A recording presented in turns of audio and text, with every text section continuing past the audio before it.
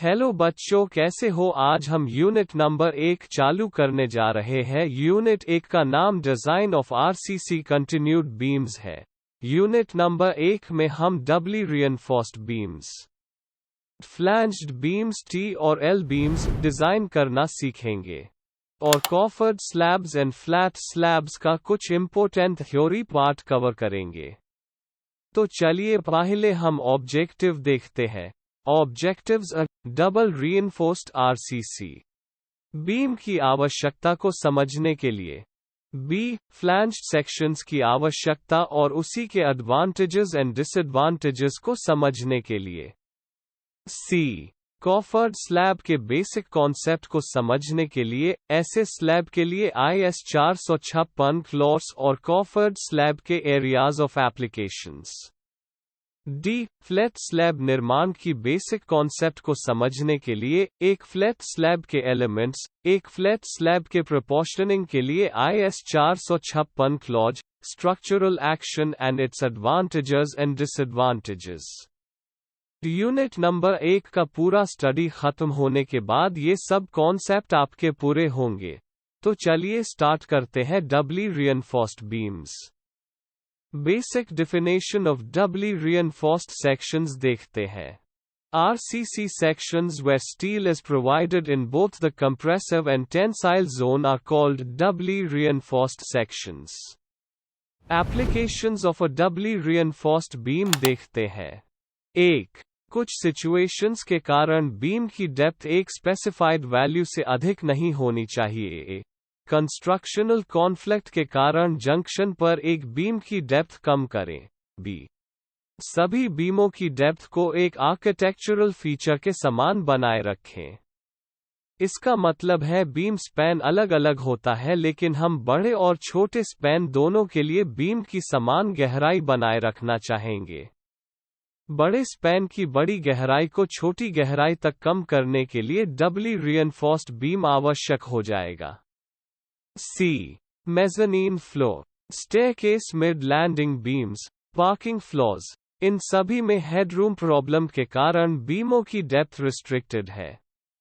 2. जब bracing member in a frame due to wind, lifting of precast elements, moving loads on bridges and blasting loads के कारण beam element reversal of stresses के अधीन होता है। 3. जब bending moment positive to negative supports पर बदल जाता है। इन सभी सिचुएशन में हम डबली रिइंफोर्स्ड बीम डिजाइन करते हैं।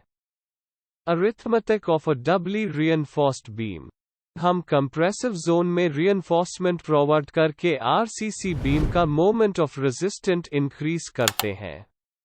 जो रिइंफोर्समेंट हम प्रोवाइड करते हैं उसे SC बोलते हैं, that is area of steel in compression. ध्यान में रखें, in case of a simple supported beam में टॉप और in case of a cantilever में नीचे रिइंफोर्समेंट प्रोवाइड करते हैं। सामने डबल रिइंफोर्स्ड आरसीसी सेक्शन का स्ट्रेस ब्लॉक डायग्राम दिया है। इस डायग्राम को समझना बहुत इंपॉर्टेंट है। लेफ्ट साइड का पहला डायग्राम को समझते हैं। इसमें SC for area of steel in compression and ST for area of steel in tension zone दिया गया है। DA फॉर इफेक्टिव डेप्थ दिया गया है। उसके बाद इफेक्टिव डेप्थ -D' यानी कवर करके हमें लीवर आर्म दो स्टील के बीच का मिलेगा। मिडिल डायग्राम में जब मोमेंट ऑफ रेसिस्टेंट बैलेंस होता है तब concrete in the compression zone and steel in the tension zone में कपल दिख रहा है। लास्ट डायग्राम में जब मोमेंट ऑफ रेसिस्टेंट बैलेंस होता है तब steel in the compression zone and steel in the tension zone में कपल दिख रहा है। हम अब डबली रिइंफोर्स्ड बीम पर एक एग्जाम्पल लेते हैं। Design the beam flow beam 2 from the plan 1 shown. Assume depth of slab S1 as 120 mm, standard flow finish of 1.25 kN per square meter. The beam supports a brick wall 150 mm thick, floor to floor height equals 3 meters. Consider live load as 4 kN per square meter. The depth of the beam is to be restricted to 400 mm. तो देखते हैं example में क्या दिया है। हमें एक office building plan दिया है। उस प्लान में से हमें बीम नंबर 2 डिजाइन करना है। Depth of slab S1 120 millimetres दिया है। स्टैंडर्ड फ्लो फिनिश 1.25 किलोन्यूटन्स पर स्क्वायर मीटर दिया है।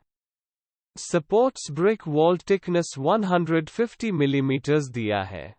Floor to floor height 3 metres दिया है। लाइव लोड 4 किलोन्यूटन्स पर स्क्वायर मीटर दिया है। और लास्ट सेंटेंस बहुत इंपॉर्टेंट है, जो कि depth of the beam 400 millimetres को रिस्ट्रिक्टेड किया है। एक बात ध्यान में रखो, अगर रिक्वायर्ड डेप्थ 400 मिलीमीटर से अधिक आ रहा है तो हमें बीम डबली रिइंफोर्स्ड बीम डिजाइन करना होगा। अगर रिक्वायर्ड डेप्थ 400 मिलीमीटर से कम आ रहा है तो हमें बीम सिली रिइंफोर्स्ड बीम डिजाइन करना होगा। हम अब प्लान देखते हैं। हमें ऑफिस बिल्डिंग का प्लान दिया है। हमें फ्लो बीम 2 डिजाइन करना है जिसका स्पैन 6530 मिलीमीटर्स दिया है और उसके राइट और लेफ्ट में 1 वे स्लैब दिया है। तो चलिए अब हम बीम डिजाइन चालू करते हैं। Step number 1, calculate overall depth and effective depth end moment of resistant. Overall depth हमें 400 मिलीमीटर तक ही रिस्ट्रिक्टेड किया है, तो हमें ओवरऑल डेप्थ 400 मिलीमीटर ही लेना चाहिए। उसके बाद हम इफेक्टिव डेप्थ निकाल लेंगे। Effective depth is equal to overall depth minus cover minus diameter of bar minus half of pin separator. Overall depth 400 millimetre है। एज पर IS 456 बीम के लिए कवर 25 मिलीमीटर रहता है। Diameter of bar 20 millimetres assume किया है। Diameter of pin separator 20 millimetre है। सभी value को फॉर्मूला में पुट करके हमें इफेक्टिव डेप्थ 345 मिलीमीटर्स मिलता है। अब हम मोमेंट ऑफ रेजिस्टेंट निकालेंगे। उसका बेसिक फॉर्मूला है 0.134 by FCK by B by effective depth square. FCK यानी grade of concrete 25 N square assume करना है। B यानी विड्थ ऑफ बीम जो कि 230 मिलीमीटर दिया है। और इफेक्टिव डेप्थ हमने अभी निकाला है। सभी वैल्यू को हमें फॉर्मूला में पुट करना है और हमें moment of resistant 91.71 by 10 to the power 6 newton mm मिलता है। Step 2, calculate effective length. Effective length निकालने के लिए हम 2 तरीके यूज करेंगे। उसमें से जिसका लेंथ कम आएगा वही लेंथ हम इफेक्टिव लेंथ कंसिडर करेंगे। पहला तरीके में हम clear span plus half of width of right sport plus half of width of left sport, यानी कि 6530 हमारे केस में क्लियर बीम स्पैन है plus 115 millimetres half of width of right sport plus 115 millimetre half of width of left sport. Total effective length 6760 millimetres मिलेगा। अब दूसरे तरीके में हम clear span plus effective depth करेंगे, यानी कि 6530 हमारे केस में क्लियर बीम स्पैन है प्लस 345 मिलीमीटर इफेक्टिव डेप्थ, तो टोटल इफेक्टिव स्पैन 6875 मिलीमीटर्स मिलेगा। अब दोनों में से छोटा स्पैन 6760 मिलीमीटर्स है, तो इफेक्टिव स्पैन 6760 मिलीमीटर्स लेना पड़ेगा। Step 3, load calculation. 1. Slab load equals loaded length multiply by thickness of slab multiply by unit weight of concrete. चलो पहले लोडेड लेंथ निकालते हैं। लोडेड लेंथ निकालने का सबसे आसान तरीका है half of the right slab span plus half of the left slab span plus width of beam supports brick wall, यानी कि half of the right slab span 2940 millimetres plus half of the left slab span 2940 millimetres plus width of beam supports brick wall 150 millimetres. Total loaded length 3090 millimetres मिलेगा। अब slab load equals loaded length 3.090 meters multiply by thickness of slab 0.120 meters multiply by unit weight of concrete 25 kilonewtons per cubic meter. Total slab load 9.27 kilonewtons per meter मिलेगा. 2. Floor finish load equals loaded length 3.090 meters multiply by standard floor finish load 1.25 kilonewtons per square meter equals 3.86 kilonewtons per meter मिलेगा. 3. Live load equals loaded length 3.090 meters multiply by standard live load 4 kilonewtons per square meter equals 12.36 kilonewtons per meter मिलेगा. 4. Self weight equals width of beam multiply by depth of beam multiply by unit weight of concrete 25 kilonewtons per cubic meter. Width of beam 230 millimetre है. Depth of beam हमें पता है, लेकिन ध्यान दें कि self weight निकालते टाइम हमें टोटल बीम डेप्थ में से स्लैब थिकनेस माइनस करना पड़ेगा और बचा हुआ डेप्थ हम कैलकुलेशन में लेना पड़ेगा.